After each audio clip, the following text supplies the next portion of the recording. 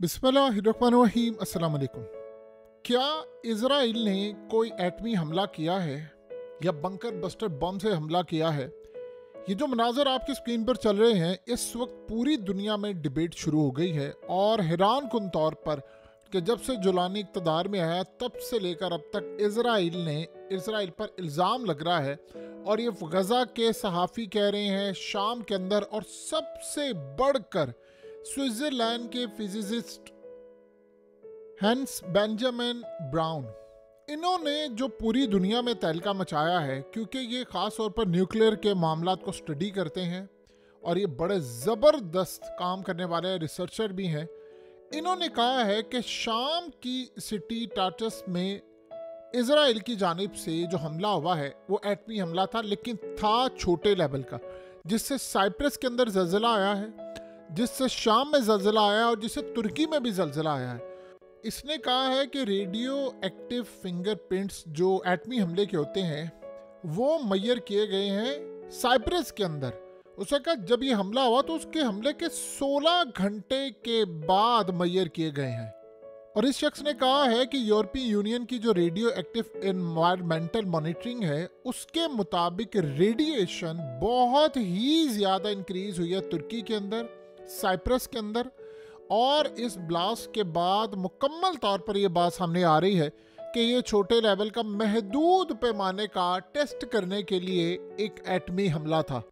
देखिए, इजराइल ने इस पर अभी तक कोई जवाब नहीं दिया और उसके बारे में उन्होंने कहा जी कोई एविडेंस नहीं है। और इस सूरत हाल के अंदर जो सबसे बढ़कर बात यह है कि शाम के अंदर बशारुल असद के जाने के बाद ये जुलानी आया, उन्होंने भी इस बारे में अभी तक कोई बात नहीं की और ना ही कोई कंफर्मेशन दी है, बल्कि शाम की अथॉरिटीज़ ने तो इस पर बात करने से इनकार कर दिया और उन्होंने यहाँ तक कहा है कि जी हम इजराइल से किसी तरह की कोई लड़ाई नहीं चाहते और ना ही हमने अभी तक कोई ऐसा वाक़या जो है वो मॉनिटर किया। जबकि शाम के अंदर आप देखें तो बहुत सारे घर तबाह हो गए हैं, इलाके तबाह हो गए हैं और जो एक्टिविटी है उसके बारे में कहा जा रहा है कि वो डिटेक्ट हुई है। और इस सूरत हाल के अंदर इंटरनेशनल सतह पर ख़ास तौर पर जो बड़े बड़े इदारे हैं जो रेडियो एक्टिविटीज़ और बहुत सारी चीज़ों को मॉनिटर करते हैं वो चुप हैं, उन्होंने अभी तक इस बारे में कोई बात नहीं की।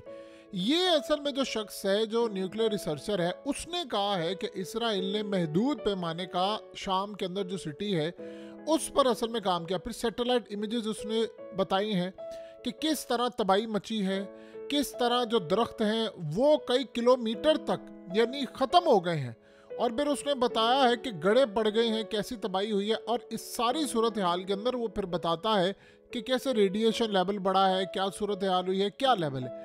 अब आप ये सोचें कि इस वक्त का मामला इतना ख़तरनाक हुआ है कि पूरी दुनिया के अंदर, यानी आप इमेजिन कर लीजिए कि इस वक्त चुप है, कोई इस पर बात करने को तैयार नहीं। देखिए, यहाँ तो इतने बड़े इदारे हैं, ये जो शख्स है कोई छोटी बात नहीं है कि कितने बड़े इदारे से यानी ये मुंसलिक है, काम करता है, और यही वो वजह होती है कि सारे मामले पर इस वक्त चुप है। असल बात ये होनी चाहिए थी कि देखिए, अगर रशिया यहाँ पर मौजूद होता, ईरान यहाँ पर मौजूद होता और रूस मौजूद होता तो क्या इजराइल की ज़रूरत होती कि वो कोई ऐसी एक्टिविटी कर सकते या कोई ऐसा मामला आता?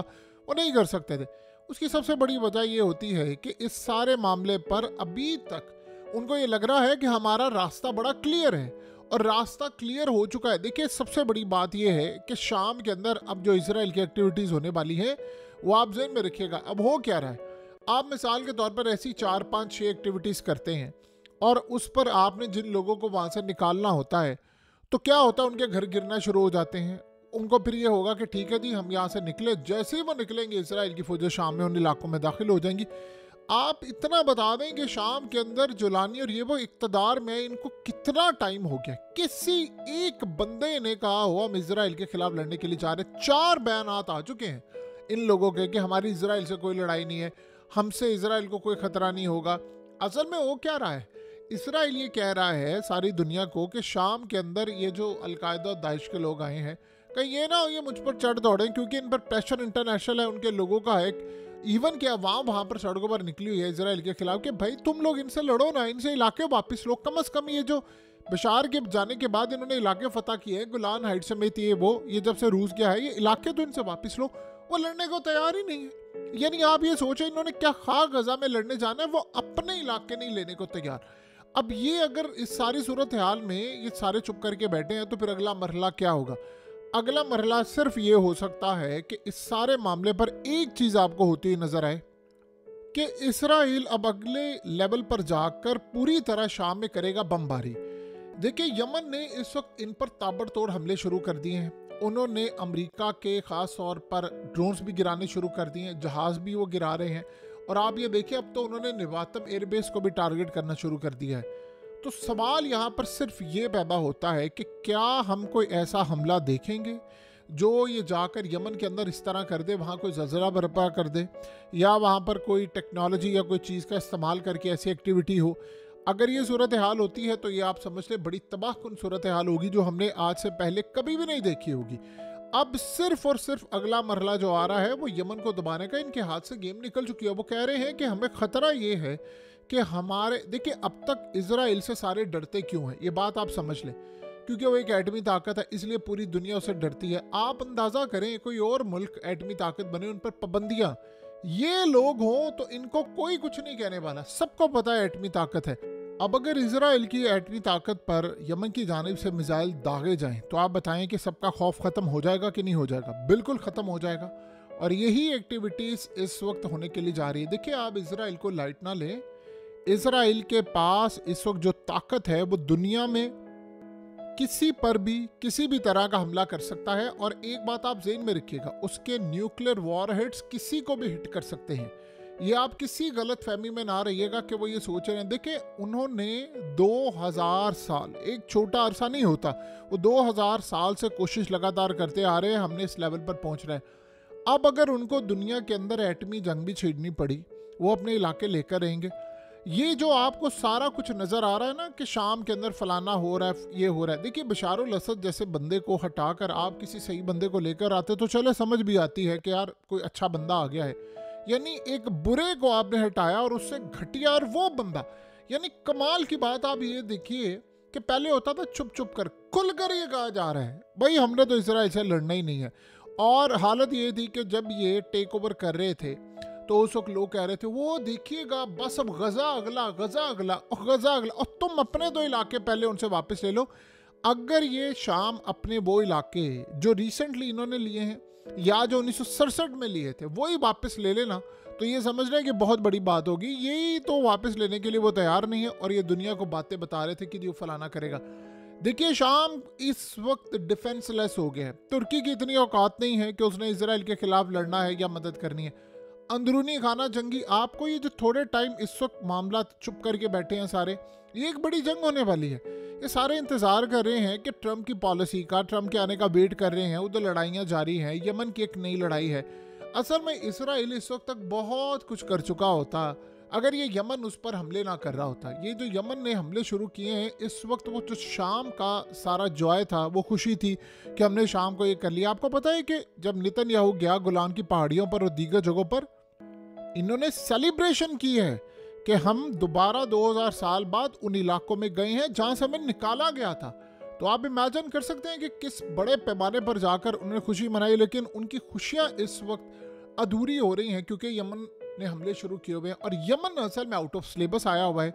देखिए, निवातम बेस को हिट करना, बेन गुरियन एयरपोर्ट को हिट करना, तेल अवीव को हिट करना और बहुत सारी चीज़ों को हिट करना, ये अगर काम चलता रहता बाकी ताकतें भी साल लड़ती रहती तो ये इसराइल ने उस लेवल पर जाकर काम ही नहीं करना था। अब सबको खतरा सिर्फ और सिर्फ यमन से है। देखिए, यमन के बारे में आप कोई प्रिडिक्शन, कोई राय नहीं दे सकते कि क्या इनके पास कोई एटमी ताकत है, क्या ये कोई न्यूक्लियर फैसिलिटीज रखते हैं या यानी न्यूक्लियर वॉरहेड। देखिए, यही मिसाइल हो, आप उसके ऊपर न्यूक्लियर वॉरहेड लगा दें, बस यही है ना। तो आप ये देखिए फिर वो कितनी तबाही मचाएंगे। क्या इस सारे मामले पर ऐसी कोई एक्टिविटी आपको होती हुई नज़र आ रही है? बिल्कुल आपको होती हुई नज़र नहीं आ रही। हम बड़े पैमाने पर इस वक्त ये तमाम चीज़ों को देख रहे हैं और अगले कुछ अरसे के अंदर अगर यमन के ऊपर बड़ी तबाही होती है तो आप ये एक्सपेक्ट कर सकते हैं कि बहुत सारी चीज़ें, चाहे वो ईरान, देखिए ईरान के पास ऑलरेडी है तो सही न्यूक्लियर वॉरहेड्स, तो अगर वो यमन को पहुंचा दें और ये पता चले कि इसराइल जाकर हमला करने जा रहा है, क्योंकि ये बात ज़हन में रखिएगा, ईरान की न्यूक्लियर फैसिलिटीज़ को तबाह करने के लिए इवन के ट्रंप और इसराइल और सारी ताकतें एक पेज पर हैं और इस वक्त ईरान के पास कई न्यूक्लियर वॉरहेड्स हैं। ये अमेरिका में ऑलरेडी रिपोर्ट आ चुकी है। अगर उन्होंने सारी सूरत हाल में यमन को 2-3 दे दी है कि ठीक है आप ये करें, तो ये तो मिसाइल रोक नहीं सकते, और वो वाला हाइपरसोनिक मिसाइल इस्तेमाल कर लिया जो ईरान ने इस्तेमाल किए थे पिछले हमले के अंदर, तो फिर आप बता सकते हैं कि इजराइल में क्या मामला होने वाला है। तो तैयारी पकड़ लें, एक बड़ा तबाहकुन मरहला और मामला इस वक्त शुरू होने वाला है। और इजराइल ने जो किया है अभी तक, इसको वेरीफाई करना पूरी दुनिया के लिए बड़ा ज़रूरी है। क्या मामलात होते हैं, क्या सूरत हाल होती है, ये तो अब आने वाला वक्त बताएगा।